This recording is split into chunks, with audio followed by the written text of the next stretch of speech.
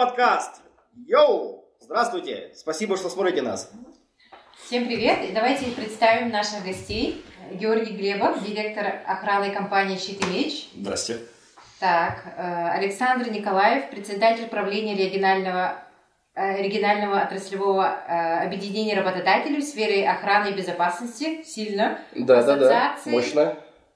Охраны Якутии. Да, здравствуйте. Почти с первого раза. С первого раза. Браво. Почти получилось, да. Петр Козырев, начальник службы охраны «Шериф». Добрый день. Отлично. Да.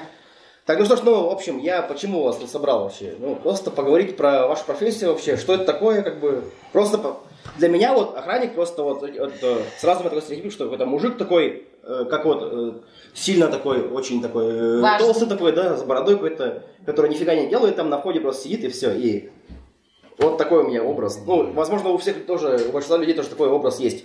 Поэтому мы сейчас наша цель этот образ просто разрушить, этот образ охранника такого, который если вдаваться в историю, то можно нас назвать привратниками. Вообще, привратник это и есть охранник. На Руси и вообще в других странах привратники это священнослужители, которые охраняли церкви, я не знал, учреждения, на входе в церковь, то есть у ворот церкви, и они назывались привратниками. Поэтому можно сказать, что мы не охранники, а привратники. Да.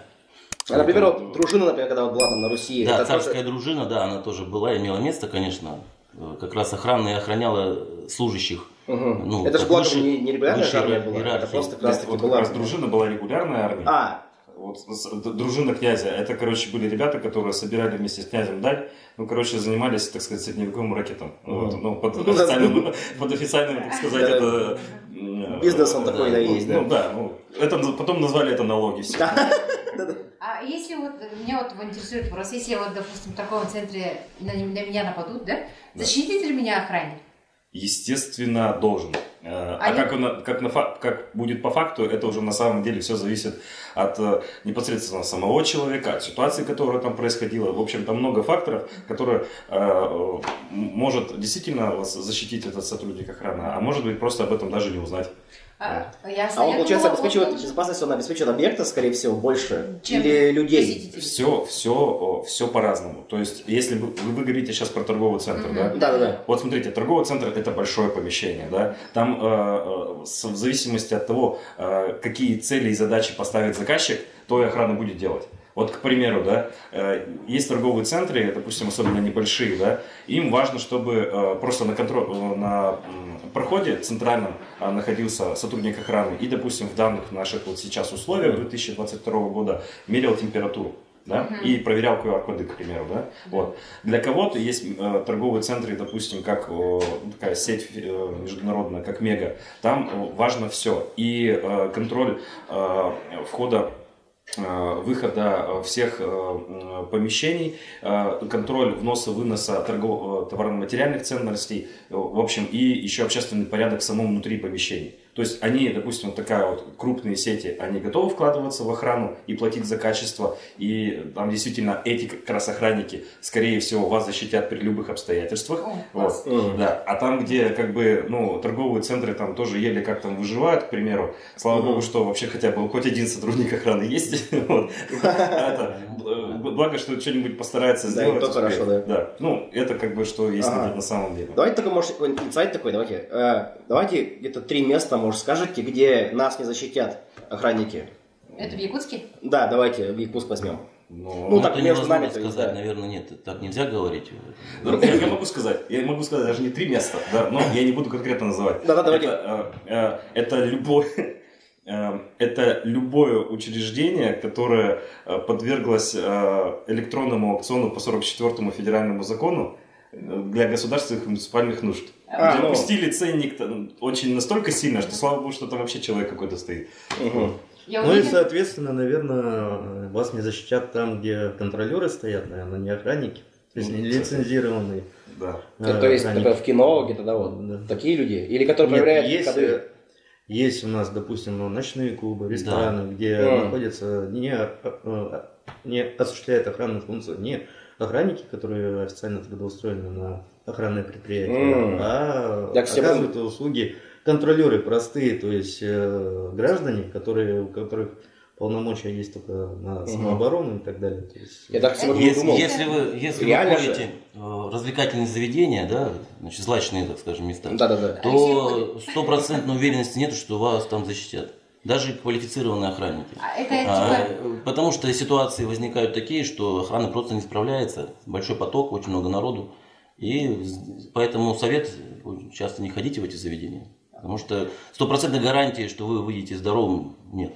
Вот именно в заведениях вот такого. Я имею в виду в Якутске. В Якутии. Да, таких питейных, то есть, да, заведений? Да, питейных. У нас пока проблема по охране вот этих заведений. То есть у нас нет подготовленных сотрудников в Якутске, да, которые бы, и не хотят работать, даже если они подготовлены. Не все хотят работать в этих заведениях, поэтому гарантия, что вас там спасут, 100% нет. Поэтому совет вам туда не ходите лучше. Зато будет либо ходите с личной охраной со своей. Зато точно гарантирую, что они выведут тебя, если ты сильно напьешься и ляжешь где-нибудь там под столом. Это да, запросто. Это они смогут. А помните, возле ДП-1 и возле ДП-2 мужчина поджег коврики? Поджег коврики, и его нашли только на следующий день, по-моему. Все это стало известно же, да? Сразу же нашли, буквально его сразу там нашли. вообще везде камеры понатыканы. Его там прямо сразу определяют. А-то там даже забеспокоились, когда все начало гореть. Нашли, потому что здесь состав правонарушения, там даже, насколько я знаю, хулиганство, 213 была статья, да? То есть поэтому заинтересованы уже правоохранительные органы были. Мне кажется, это попало в юрисдикцию этой Росгвардии, мне кажется. Нет, не Росгвардии. Или как она называется? Это МВД, полиция, конечно. Поэтому и нашли. Тут смотрите, какая ситуация. Если бы, допустим, этот странный человек, скажем так, как минимум, по-другому не решил, скажешь, да? Странно просто, и тупо, попытался бы это сделать внутри, к примеру, этого здания, то, наверное, его бы охрана бы там сразу и бы задержала. Вот. Но из-за того, что это было на улице, Утро. Да, утро и на улице, то, наверное, один там сотрудник охраны, насколько мне известно, находился, он, может, просто не успел отреагировать. На улице же легче убежать, чем из помещения. Да, Так возможно, что дело такое. Человеческий фактор. Да. К сожалению, в нашей сфере, особенно в сфере физической охраны, человеческий фактор играет просто настолько колоссальную роль, что просто невозможно предугадать, так сказать, все действия и поступки людей. Так что дело такое. А вот у охранников я знаю, что нет таких больших функционалов, как у полицейских. Допустим, они не могут меня там копаться в сумке, да? А если что-нибудь своруют, то они могут меня там задержать? Они вас могут задержать до приезда сотрудников. То есть сами они не проверяют, то есть в вещах там... Да, только если согласен на это лицо, которое мы задерживаем, если он вам показывает, вы оттуда вытаскиваете. А как объект охраняется? Если вы не хотите пропускать человека, например, вы просто говорите, что пока вы не покажете сумки, вас не пропустят. Все, это такая профилактическая мера. То есть у нас есть должностные инструкции, мы не можем вас пропустить, пока вы не покажете содержимое. Сами, конечно, мы туда охранники, значит... то есть, если он сам показывает, то может это сделать, да? Если сам показывает, конечно. Если углубиться в терминологию, то есть два понятия. Осуществление досмотра, это могут только сотрудники правоохранительных органов, и там еще отдельная категория граждан. И осуществлять осмотр. Здесь охрана имеет право осуществлять осмотр. Что это значит? Это как уже мой коллега сказал, попросить показать. То есть, грубо говоря, если у нас есть у сотрудника охраны подозрение, что вы вынесли какую-нибудь бутылочку хорошего виски, к примеру, из магазина, то он может попросить вас открыть куртку, сумку, и удостовериться в том, что у вас она не лежит. Это потом уже ваше право открывать, не открывать, но в случае, если у него все-таки будут основания подозревать вас, он может вас задержать до прихода полиции. А у охранников, которые в аэропорту работают, у них больше полномочий? В аэропорту нет охранников. Как это называется? Транспортная полиция. Досмотр. Это прям полиция? Транспортная полиция, служба авиационной безопасности. Все. Там вообще куча всяких... я не знал, серьезно.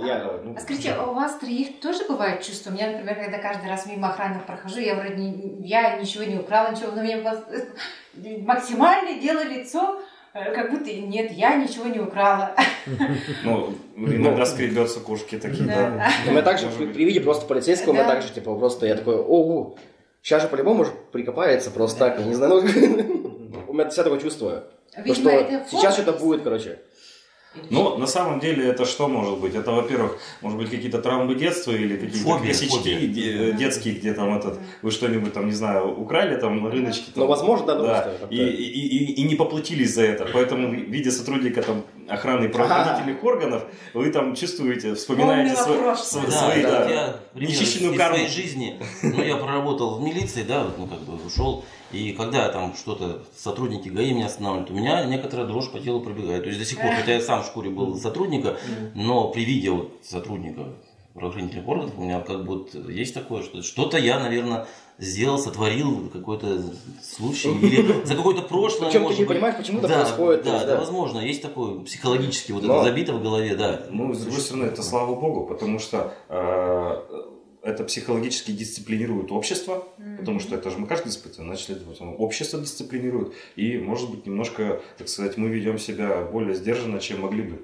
себе позволить. Но это тоже, на самом деле, на двух концах палка, мне кажется. Просто, мне кажется, вот то, что полицейский сейчас там проходит мимо тебя, ты чувствуешь себя уже себя незащищенным, короче, потому что, ну, у него там как бы полномочия, там у него... Бог, типа, выше тебя. То есть, да, он, получается, по статусу меня как бы выше, то есть, и он все что угодно может со мной сделать, в принципе, даже если, Ну, на самом деле, я думаю, что это не так. Сотрудники полиции, они же свою деятельность регламентируют федеральным законом о полиции. Ну, все равно есть такой, как бы, страх, что... Да, все равно сейчас, как бы, за полицией ужесточился контроль за их деятельностью. Надзорные инстанции контролируют их деятельность, осуществляют надзор, не нарушают ли они права граждан Российской Федерации. То есть у них сейчас, скажем так, ожесточенная ответственность за нарушение прав гражданина. Нужно тогда регулировать все это.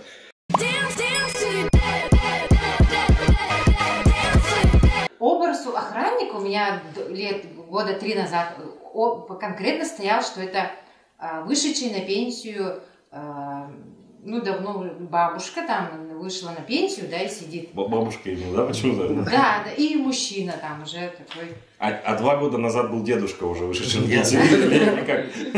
Почему бабушка? Почему меняется только пол, да? А сейчас как-то изменилось. Это молодые больше стали. Видно, что уже они когда-то работали в правоохранительных органах. Вот у меня стоит на объекте, не буду говорить каком, магазине, бывший сотрудник милиции, ему 65 лет, и он у меня 2 раза в неделю выявляет мелкое воровство. Потому что он работал оперативным работником, то есть в оперативных подразделениях.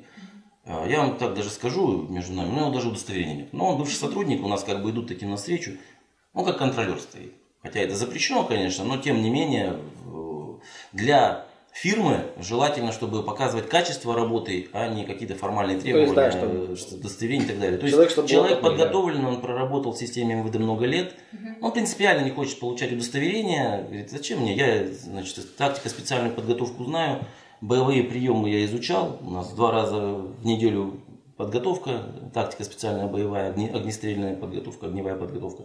Значит, поэтому мне за таких людей держаться нужно, да, как начальник охраны. Я не могу его даже выгнать, так сказать, выгнать от удостоверения. Но благо, что такие объекты не всегда проверяются. И как бы, ну, объекты проверяются значимые, да, это, знаете, да, это школы, значит, ну, все учебные заведения, это торговые центры, крупные организации, да, это там, где банковская сфера, значит, и так далее. То есть некоторые объекты не требуют, возможно, что, и не требует заказчик, чтобы охранник был, ну, вот, подготовлен с точки зрения закона как охранник, да, как вот там 4, 5, 6 разряда, ну, не требуется. И я, как начальник охраны, в принципе, это приветствую. Ничего страшного. Раньше, кстати, вот в 2000-х годах даже еще, ну, еще это лет 5 назад было, приветствовался, что работал стажер-охранник. То есть стажер-охранник, он работал месяц, 2, 3, полгода, год и мог 10 лет работать. Сейчас, значит, лицензионно-разрешительная система, они закрутили гайки, они сказали, что никаких охранников, стажеров быть не может. Ну, по закону они правы, да, то есть по закону требуется, чтобы удостоверение было, все личная карточка. Но не всегда так получается в жизни. И это, я думаю, в общем-то оправдано качеством охраны. Вот именно вот этими качествами. Потому что не все охранники, которые получают разряд, они подготовлены на самом деле. То есть не имеют. То есть вот вы говорите молодые люди, да? Ну, молодые люди, они сейчас, у них другой менталитет, они думают о всем другом. Они сидят в интернетах на постах и думают совсем не об охране, а о чем-то другом. Поэтому говорить о том, что поколение старое, оно не может справляться, это не совсем правильно. Вы не совсем правильно поняли. Я говорила про охранника, который пенсионер, имеется в виду не 65 лет, но 65 лет еще молодой. Нам еще жить и работать, так сказать. 65 лет. Но у меня примера нету 75 лет. Зато раздув буквально. Я у какого-то депутата Государственной Думы на трибуне он высказал. Так, мы, конечно, типа Единая Россия молодцы, да, что подняли пенсионный возраст до 65 лет. Но по состоянию на 2021 год, средняя продолжительность жизни мужчины в России 64 года. Охранники уже не доживают, да? Да, мы молоды, но мы мертвы. Вот. И я такой, классно. Тут надо еще понимать, что объекты разные бывают. Они дифференцируются по разным основаниям. И подбор кадров, не каждый молодой может стоять на объектах, да, и не каждый старый может стоять на тех или иных объектах. Тут нужно подходить так, комплексно к проблеме. И решение только лишь с удостоверением, я думаю, что нет. Тут бывают такие сдвоенные посты, 2-3 охранника. Да? Почему бы не поставить 2 охранников с удостоверением, один как стажер, контролер, почему бы и нет, да? Это же, в другой вопрос, если он надел форму, да, то есть, но в законе, кстати, нету запрета, да, носить форму. Это же не знаки различия государственных служащих, государственных органов, да? Главное, это чтобы не было надписи охраны. А почему? А где запрещено? Запрета же нету, что нельзя. И административного запрета, по-моему, нету, насколько я знаю. Осуществление незаконной охранной деятельности. Он помогает. Да. Это административное. Он помогает охранникам. Прям так? Он не применяет силу, он просто ходит, наблюдает в этой форме. А что такого? Где противоречие закону? К нему подойдут, спросят? Спросят, что сейчас позову старшего охранника. Хорошо, вот у вас написано охрана. Да, что вы делаете? Охраняю. А зачем он подходит и спрашивает, с какой целью? Моя позиция по этому вопросу. Я, как твой коллега, тебя прекрасно понимаю, в какой мы ситуации находимся, да? И пожелания твои тоже, честно говоря, как это слово, вырежете там, я сейчас помню. Я думаю, это не вырежем. Елки. Я, конечно, понимаю и солидарен с этим, да? Единственное, что момент такой, что закон суров, но это закон. Если раньше, как ты говоришь правильно, раньше допускались такое понятие, как охранники-стажеры, сейчас такого понятия нету, следовательно, мы просто априори обязаны выставлять на посты охраны лицензированных сотрудников охраны с личной карточкой. Как оно делается на практике, это, конечно, всем известно, так сказать, да, стараемся, пыхтим, сопим, но не получается часто. Там молодой, старый, это даже вообще, это уже другой немножко вопрос. В любом случае, все должны быть лицензированы.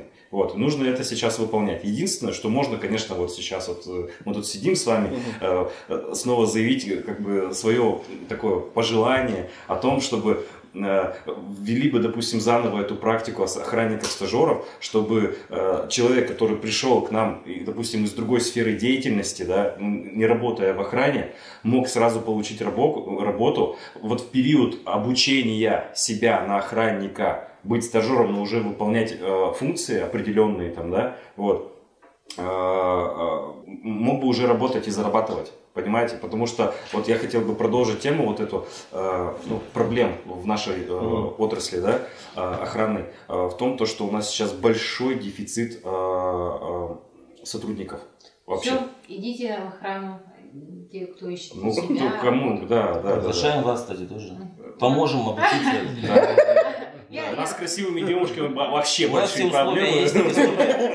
Студия позволяет, между прочим, здесь заняться приемами рукопашного боя. А, кстати, а что нужно для того, чтобы, прям стать охранником? Да, кстати.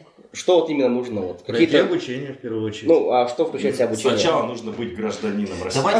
Давайте так. Нужно иметь желание сначала. Желание, да. Допустим, желание у меня есть. Нет, дальше. На самом деле, Георгий прав. Сначала гражданин России. Это однозначно.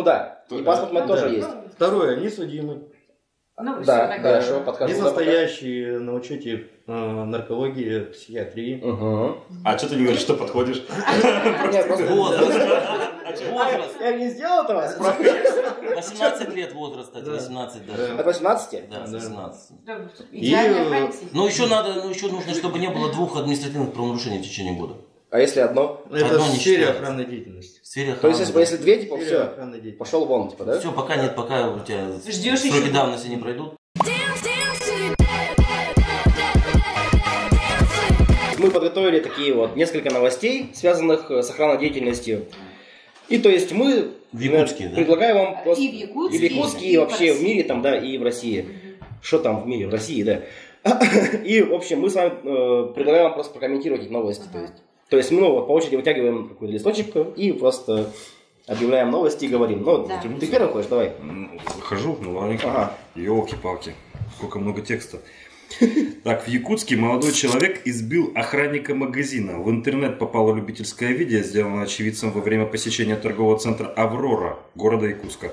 На кадрах видно, как вышедший из себя покупатель несколько раз ударил по голове охранника магазина и попытался убежать с места происшествия. Однако сделать ему это не удалось. Он был настигнут неравнодушными посетителями торгового центра, один из которых довольно быстро утихомирил буйного молодого человека. Свой поступок он объяснил тем, что ему не понравилось то, что пожилой охранник заподозрил его в краже товара.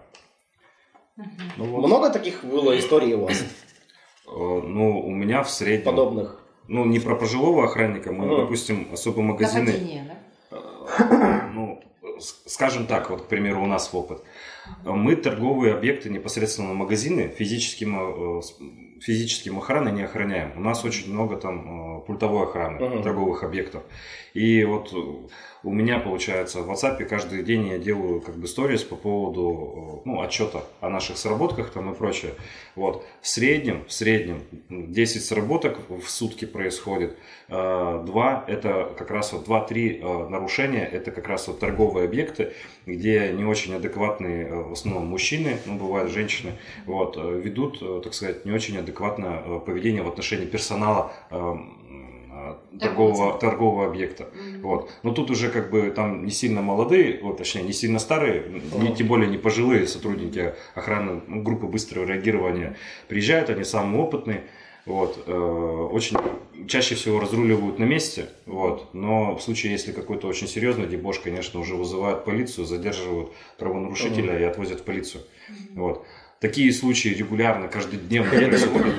Что? Передают в полицию на месте. Передают. Чаще всего, может, наверное, предположу, что весной и осенью такое происходит, наверное, да? Ежедневно. Да? Ежедневно. Тут опять, кстати, стереотипы, да, вот, об охране, типа, что вот они вот там стоят там дедушками там или бабушками там, да, в этих магазинах, вот ничего не делают, а на самом деле, большинство людей-то адекватные, да, они действительно вот видят, что человек в основном, вот этот охранник, он стоит и вроде как в носу ковыряется там, да, или в телефоне, вот, но они же не следят за его деятельностью ежедневно, допустим, да, вот, а бывает такое часто то, что воришек находят или каких-то неадекватных выправляют. Вот.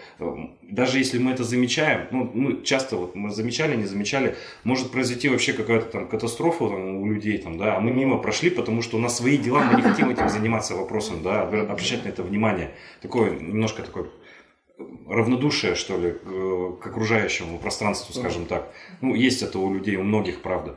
Вот. Здесь вот, слава богу, что вот это круто, то, что не бросили, не кинули, задержали, как бы, и это наказали, да. Здесь вот, кстати, вот пример неравнодушия. Это очень круто, это очень хорошо. Как бы общественная, активная жизненная позиция у молодого человека. Не на камеру снимали, стояли, в общем. Да. Кто-то снимал на камеру, Да. А кто-то просто игнорировал, делал свои дела там, да. Вот. И у нас стереотипы насчет охраны то, что она ничего не делает. Но вот, допустим, по прошлому году мы статистику подвели, да. У нас 6 задержаний реально краж, вот, и 8 задержаний с уголовным. Я сейчас именно, что потом на уголовку все вышло, по хулиганке. То есть это прям конкретные там мордобои, там прям поножовщина и прочее. Это то, что, допустим, у нас вот произошло за прошлый год. Вот. А ежедневно то, что решается на месте, происходит вот по 10 сработок. Вот. То есть говорить о том, что охрана ничего не делает и как бы зачем она нужна, это не актуальный вопрос абсолютно. Вот. Ну вот здесь вот пример, то, что вот пожилой человек, это из-за того, что опять это коммерческий объект, но на какую зарплату... Ну, там еще неизвестно, может, он со спины подбежал, треснул. А мне кажется, я видел этого, он действительно там дедушка, ну совсем хлюпенький, маленький был. Да, его там прям по затылку сначала ударили, он потерялся и упал. То есть, да. Ну кто будет дедушку бить? Да. Ну, такой же трус. Точнее, не такой же, а трус просто. Так что... У вас есть что сказать по этому поводу? А у вас много задержаний бывает, да? Допустим, у них за прошлый год 6. Ну, нет, стараемся 14. 14. Но всего, это которые потом в полицию и потом еще уголовку заведут. Тут зависит все от заказчика, потому что когда мы приезжаем, ГБР приезжает, они вроде задерживают, но заказчики говорят, что мы заявление писать не будем, отпустите, потому что сами разберемся. Ущерб он незначительный и отпускают. То есть заказчик, они сами принимают решения, и мы в полицию, и такие вещи, как бы они, становятся латентными, да, то есть, ну и не всегда хочется сообщать. То есть это отчеты, это же писанина. Бюрократия требует ежедневно. Отчеты ежедневно сейчас такие требования разрешительные, не раз в месяц, там, квартал, а именно каждый день. Поэтому писанина не хотелось бы, это все разбирательство. И иногда может повернуться против ЧОПа даже, если уж там уже копать. Поэтому иногда этим мы дела закрываем. Ну там тоже один раз остается. То есть легче говорить, то, что я сейчас обозначил, вроде как бы немного, 14 всего лишь случаев, но это то, что уже никак полюбовно не решить. Там уже все, там уже все. Если говорить уже более так вот, если мы же все живем в обществе, да, общаемся с людьми, да, у нас сейчас ужесточается законодательство, да. Ну, знаете, что такое, значит, уголовная преюдиция, да? Это повторное совершение административного правонарушения уже считается уголовным преступлением. То есть мы задерживаем этого воришку, да, который взял 100 рублей, там, украл шоколадку, второй раз он украдет шоколадку, да будет уже уголовная статья. То есть по большому счету, таким образом, если делать все по правилам, у нас судимых их будет очень много за кражу. Я считаю, что это неправильно. То есть если это административка, она должна быть административкой. Если будут сотрудники ЧОПа задерживать всех вот этих мелких воришек, то я думаю, что статистика государственная по судимым пополнится во много раз, а я не сторонник репрессий со стороны государства в отношении таких граждан. То есть моя позиция такая, что в принципе поэтому, может быть, и не оформляем, потому что оформление это уже административка, приезжает полиция, оформляет административный протокол, второй протокол это уже уголовка. То есть мы таким образом можем поправить, да, государственную статистику, да, именно преступников. Выполнение плана. Выполнение плана. Я, например, против этого. Переходим к новости другой, да? Ох, кстати, как раз вот в Крыму уволили охранника, а я в Крыму отдыхал нынче. Хорошо. Так, в Крыму, значит, уволили охранника, который не пустил скорую на парковку у магазина. Значит, в ходе проверки также установлено, что мужчина был ранее судим за разбой, а также не имел правового статуса частного охранника. Охранная фирма после представления прокуратуры уволила сотрудника, не пустившего в декабре прибывшую по вызову бригаду скорой помощи на парковку у торгового центра в Симферополе. Об этом сообщается на сайте прокуратуры Крыма. Следственный комитет и прокуратура Крыма в декабре начали проверки после появления в соцсетях видео, на котором охранник не открыл бригаде скорой помощи шлагбаум для проезда на парковку торгового центра, в котором стало плохо женщине. Ну что, здесь человеческий фактор, да, сыграл. То есть, ну, согласно должностной инструкции надо смотреть. Как правило, у нас на объект пускают только сотрудников полиции, сотрудников в форме, да. Скорая помощь, вот, если читать договора, вот я сейчас, значит, смотрю, никогда об этом ничего не сказано, кстати. На будущее нам, да, и скорая помощь, если приезжает, надо ее пускать. Это да? такой хороший прецедент. По идее какой? Ну, тут надо смотреть расстояние между шлагбаумом и центральным входом. Может, там было 5 метров. И вот эта принципиальность водителя скорой помощи. Надо смотреть конкретно эту ситуацию. Ну, да. Они могли остановиться возле шлагбаума и пройти, ничего страшного. Не обязательно их пускать было бы, да? Значит, ну вообще, честно говоря, если бы я стоял на посту, я бы, конечно, пустил бы. И никто бы мне ничего бы не сказал, и потом никаких проверок не было. А так, здесь вот эта дурацкая принципиальность охранника, его и погубила, его уволили, потому что, ну как бы... На самом деле, с точки зрения закона, он мог обжаловать вот это увольнение, если смотреть должностные инструкции.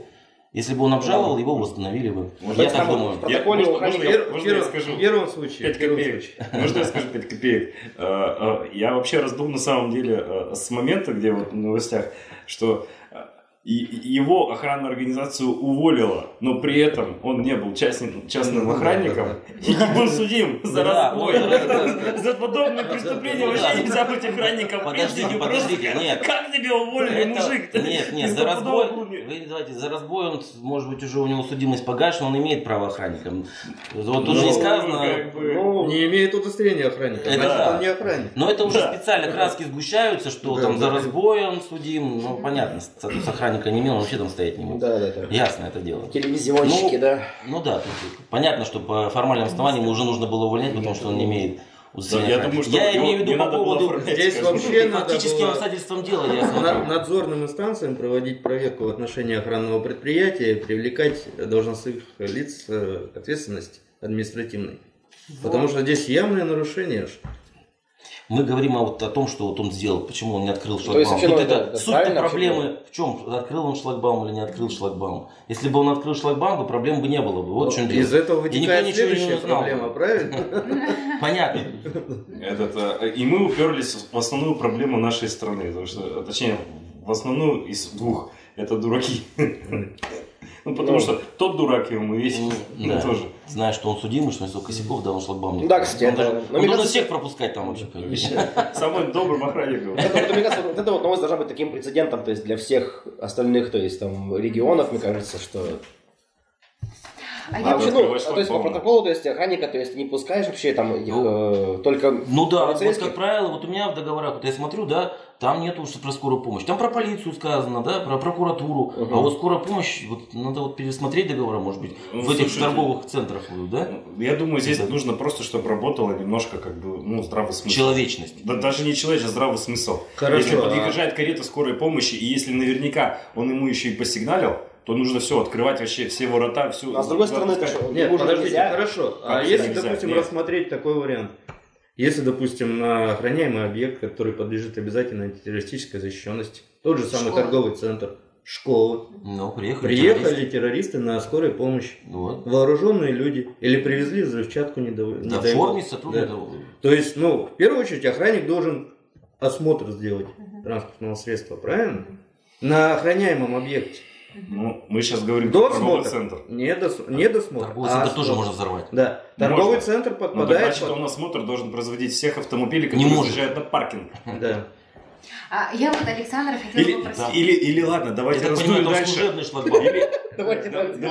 Давайте, хорошо, я согласен, он должен, да, но почему тогда просто эти же террористы на карете скорой помощи просто сейчас деньги забашляют за паркинг и все, как бы, осмотра не надо, пожалуйста, проезжайте, шлагбаум открыл.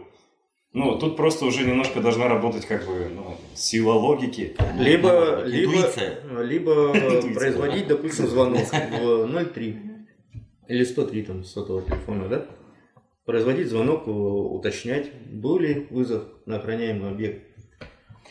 И так далее. А вообще был ли больной человек? Там сердце, приступ у него или... Да, вообще про него ничего не сказано. Вообще ничего не сказано. Вообще-то охранник должен узнать об этом. Мы должны по рации подсказать, что у нас в зале человек упал и без сознания. Вот еще такие вопросы. Это же все быстро. Да, кстати. Итак, друзья, итоги нашего конкурса с книгой. В комментариях должны были написать такой интересный какой-нибудь комментарий. И мы сами выбираем его, то есть он интересный или нет. То есть... И, собственно, Александр нам скажет, кто же у нас получает книгу, это прекрасно. Каракуя. Да, Каракуя. Вот этот комментарий побеждает, да. Свяжись с нами, пожалуйста. Мужчина ты или женщина, неважно. Найди нас. Получаешь замечательную книжку. Да, важные вещи Дарьи Златопольской, да, вот. Книга твоя, Каракуя, забирай ее. А мы продолжаем подкаст. Я вот позволила себе посмотреть в отзывах в АГИС. У нас, оказывается, очень много охранных агентств, и обратная связь только есть у двух охранных агентств. Это «Щит и меч», кстати. Да? Да. Ни один отзыв не оставляйте без комментария. Обязательно комментируйте. Мы клиентоориентированная организация.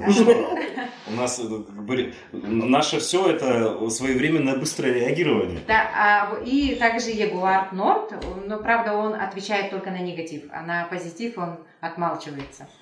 Но больше всего комментариев было у Голиафа, у них 14. Но, к сожалению, положительных только 2. Остальные 12 прямо негативные отзывы. Я так посмотрела, что-то они не выплачивают. Кстати, это о чем мы говорили, не выплачивают зарплату своим работникам, что ли? Возможно. Смотря каким работникам еще. Ну, это же, мне кажется, какая-то там пресс-служба должна быть. Ну, здесь, понимаете, может быть и работа конкурентов быть, правильно? Конкурентов? Да. 14.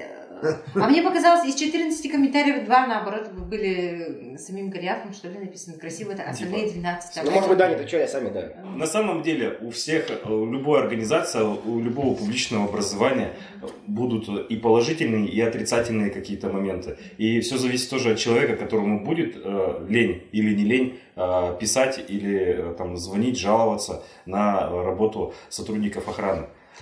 Я всегда, кстати, в 2 GIS пишу, если что-то мне нравится, обязательно пишу, а что-то не нравится, я там один денек думаю, а потом просыпаюсь с этой мыслью, думаю, надо все-таки оставить. Не дай бог человек попадется на все. А сколько у вас отзывов? Мне там значок давали, за что я много комментирую. Да? Серьезно, что ли? У тебя есть медалька? У тебя есть медаль? Да, у меня есть комментатор. медалька прямо. Нет, она виртуальная. Ну, я понял, да. Но я, когда захожу, куда-то иду, собираюсь пойти, я обязательно смотрю отзывы. По отзывам сижу, думаю, идти туда или не идти. Хорошие комментарии. А если вообще, например, отзывов нету, куда ты пойдешь в это место или нет? Если там вообще 0 Тогда я зайду в соцсети, в Инстаграм. Буду смотреть, какой у них там Инстаграм симпатичный или нет. Если мне не понравится их Инстаграм, я даже туда заходить даже не. Я думаю, после нашей встречи вы меньше жаловаться будете. Почему? Ну, судя, потому что у нас охранники, ну, сами понимаете, получают мало, да, они старенькие, там у многих внуки, да. Ну, как бы, зачем, да? Не, ну это с этим, да, как бы, конечно. Я про охранные агентства, я про кафетерии. Вы прикиньте, у нас мы уже на еще перешли? учебу в Инстаграм перешли вообще. Ну вот, да. Учеба Инстаграм. Я бы еще вот тут бы вот морально-психологический образ сотрудника бы просмотрел. Это вот мы осуждаем их. На самом деле работа в охране это на самом деле очень скучная работа. Вы понимаете, что перегорание идет в течение года, 2 и все, они уже не могут. Потому что стоять на одном объекте, ну хорошо, мы там их меняем, объекты меняем. Я просто говорю, как поднять вот это вот дух охранника.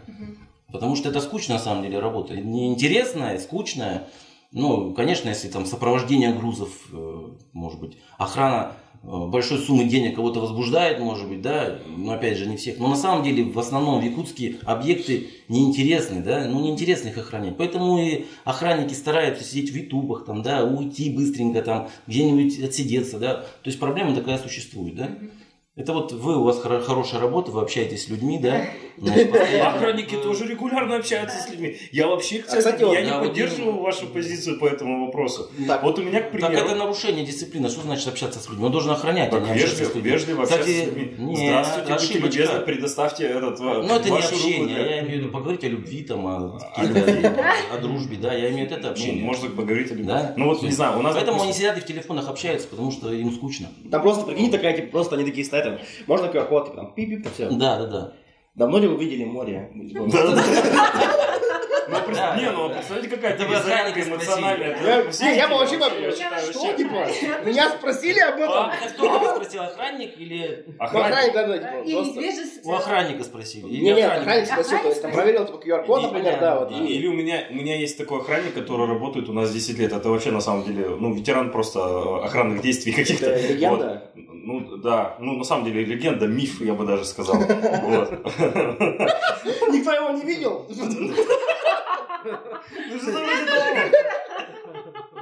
Ну вот, так он старый интересуется... привратник, да? Ну что-то, он интересуется, как дела, как настроение, так сказать, на своих очередях. На самом деле это клево же. Да. Ну как в голливудских фильмах, там, допустим, показывают там сотрудника security там в бизнес-центрах, там, да, это обязательно какой-то полноватый негр, к примеру, да, и там этот какой-нибудь герой там проходит, с ним общается, там, кого туда-сюда. Вот такие все-таки есть люди. Мне кажется, там, мне кажется, такой протокол, то есть, типа, что они должны как-то, ну, они должны ненавязчиво общаться. Неграми, что ли, или что? Мне кажется, так получилось, откуда получилось? Из фильма фильм просто. К 23 февраля, мне кажется, охранные агентства какой-то флешмоб должны провести. Почему 23? Потому что это, во-первых, праздник мужества мужчин. Ну, там, типа защита силы, там, да? Защита, ага. И что-то такое флешмоб, чтобы все охранники в этот день здоровались там с людьми. Улыбались, да, на Улыбались, объектах, да. то есть день улыбок Спрашивают, охраны. как там, когда вы на море ездите? И это всего день будет длиться, потом дальше, типа, просто завтра он спать, просто все, да. Не, ну А если вы 23 февраля, они, значит, должны тогда там спрашивать там QR-код, к примеру, температуру и спрашивают, служил? Да-да-да. Служил? Покажи-ка мне военника. А Да. если не служил, Ну то без чё? военника вообще без не вариант. Всё, не служил, Не служил, не мужик. не проходишь, все. Кругом, шагом наш. Военкомат. Да. Ну, у нас что единственное проходит между ЧОПами, да, это спортивные мероприятия, да? Раз в год, наверное, бывает, или даже сейчас реже, да, уже? Раз в год бывает. Раз в год, то есть... То есть у вас какие-то сборы происходят? да. Сборы какие-то есть, общение, то есть вот это между собой, да? А 8 марта что будет спрашивать? Родила, да? Не родила, не... Да-да-да, не родила, все. Не родила, не... Уходите с магазина, да, все. Женщин-охранников не так уж много, да, на самом деле. Кстати, да? Да, Ну, в процентном соотношении, конечно. процент, да. наверное. Но да. они самые эффективные, скажем так. в А, нашей да? стране. А почему? Ну, женщина, которая Все решила самая стать, женщина эффективная. решила стать, так сказать, сотрудником охраны, там, да, это определенный психотип человека должен быть. Вот. Той женщины, которая, знаете, вот и в избу зайдет горящую, и на скаку остановит. Ну, да. Вот. И как бы есть такое у женщин, то, что они вообще без тормозов, как бы, ну, если да. за что-то, вот этот, не знаю, какой-то там родительский инстинкт, они там за свой объект, там, за этот могут бороться, бодаться просто вообще страшно. Ух Даже ты. слишком. Ой, да, Так все, Я про так это и даже не знала, думал. что женщины такие. Так, Ну, у вас на подготовка. самом Я просто даже женщины- задумался об Я этом даже ни пообещал разу. сделать удостоверение. Женщины во всех Буду почти охранять. позициях лучше, чем мужчины. Ну да, кстати, вот этим, да, это правильно, да, кстати. Воевать только не умеют, ну а так все. А в основном во всем лучше. Ну да. Это к 8 Ну, марта. И, Да, и это- красивее, да, тоже. Ну, в России, да. Не, красивее сказал. Ну, я в России говорю, да. Ладно, все. Да. Я запоролся. Там Германия, свободник вы у нас говорите? появился. Да, видите? кстати, что-то там 8 типа марта. не очень там, да? Там вообще все очень грустно. Насколько красивые мужики, настолько страшные женщины. Ой, это же нетолерантно сейчас. Модно, Ну извините. почему, ну это мнение твое, что теперь сделаешь? Что? Это же твое мнение. Ну, да. Ну, ладно, пропустим вот это. А какие От меня праздники вообще есть это у шовинизм. охранников? А? Ну, у нас, по-моему, Есть 11 день марта, охранника? да? Да, 11 один марта. праздник только. 11 марта? Сразу после 8-го? Ну, Круто. как у нас это... Закон у нас действует с 11 марта 92 года, поэтому и праздник. Официально у нас в 92 году. А Значит, какие традиции есть? Вы как бы ДВшники там на фронтах? Десантники, попрошу прощения. Простите. Я в десанте служил, так что десантники. ВДВшники это те, которые весь год там на очках сидели, драили, а потом пошли в фонтанах купаться. Вот. Это вот это ВДВшники. Десантники это нормальные. Ну вот, приличные кстати, люди. вот председатель ассоциации сидит, и я вот думаю, что нужно какой-то проект сделать, может, гимна охраны города Якутска там, да, или А есть ассоциации. гимн? Ну вот почему бы и нет, сделать гимн. Ну, нет, ну, почему бы и нет? Ну, опять же, все упирается во что? В инициативу. Ну, Есть вот стимул творческий подход. Финансирование, эмоции. правильно? Финансирование. А что То ты есть- стихи сочинил, там музыку это... Ну, это, Ну да, что, написали. мне кажется, как-то раздольно все делать Да. там. И клип вот это сделать. Ну, не такой, сразу, там. но можно Вот, такую кстати, цель да, поставить, Александр, да, почему вот Юрий предложил создать гимн? Он стихи, может быть, даже сочинит. Петр. Ой, Петр, прошу прощения, Петр. Вырежем. Петр, да. Вырежете, короче. А вы вообще кто? Что здесь делаете? А вы сразу, каков бюджет? Ну, что такое? Ну, это же творчество, в первую очередь. Не, ну еще, в общем... Да просто, мне кажется, даже не скажем, было что такой мысли ни у кого, мне кажется. Охрана все равно это... Типа просто Ну, работайте. Ну да. Все-таки охраняет жизнь, здоровье людей, да, поэтому все-таки жизнь охранника, она подвергнута какой-то опасности. Конечно. Мы не будем говорить, что они вот так вот стоят, там просто вот штаны протирают или спят. Там. Нет, ни в коем случае они добросовестно исполняют на постах свои обязанности. Большинство охранников, да, и рискуют. У нас есть объекты, где связаны охрана с риском, да, с опасностью для жизни, здоровья. Да. Ну, и, соответственно, они в рамках Ну, необходимой разумеется, обороны да. тоже могут и спасать жизнь других людей. И такие случаи были в России. Там очень много, когда охранники становились героями и так далее. Значит, поэтому, Ну, как бы, вот, кстати, да, в поддержку могу сказать.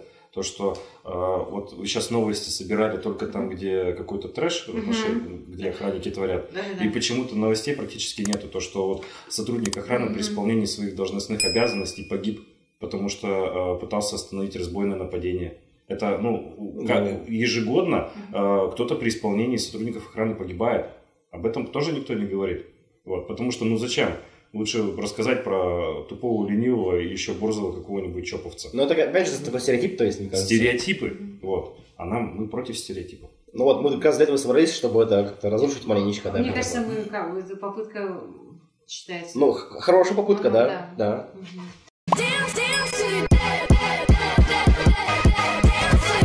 Ну, а закончить нам хотелось бы, конечно, закругляться уже, да, нашу беседу.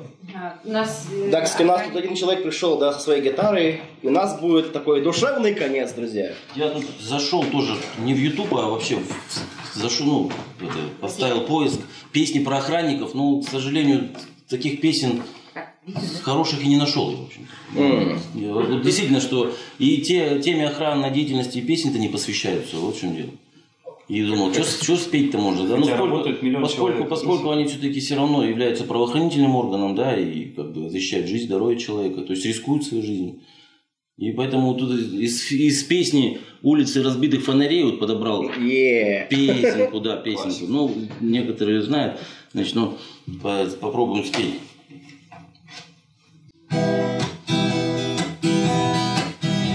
Ты рисковал собой не раз, шутя, и знаешь, что такое боль. Ты в пьесе выбрал для себя нелегкую роль. Приходится тебе друзей терять, жестокий принимая бой. И каждый раз нелегкий спор вступать с самою судьбой. Ради жизни и ради мечты каждый день без усталости ты в поединок с неправдой вступаешь опять. Долг и честь эту службу нести, быть преградой узла на пути, ради правого дела с собой рисковать, ради правого дела с собой рисковать.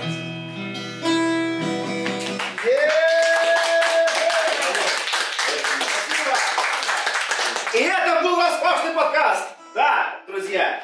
Если понравилось, ставьте лайки. Если не понравилось, дизлайки. Нам важно любое мнение. А главное, друзья, пишите комментарии, то есть понравилось вам или нет, то есть там, что нам изменить, что нам добавить, кого еще позвать на подкаст.